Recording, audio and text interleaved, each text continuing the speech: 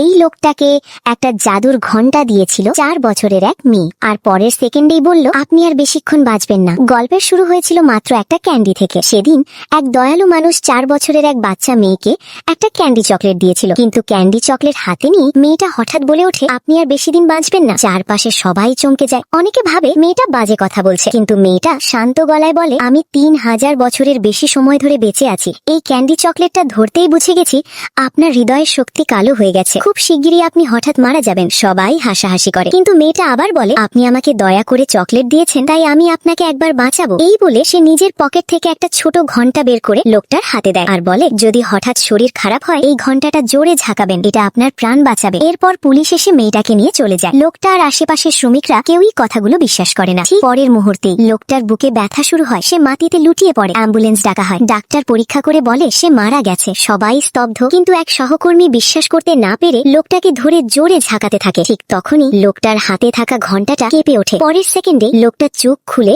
আবার শ্বাস নিতে শুরু করে। সবাই আতঙ্কে চিৎকার করে ওঠে। লোকটা হাতের দিকে তাকিয়ে দেখে ঘন্টাটা ভেঙে গেছে। তখনই সে বুঝে যায় ছোট মেয়েটার বলা প্রতিটা কথা সত্য ছিল।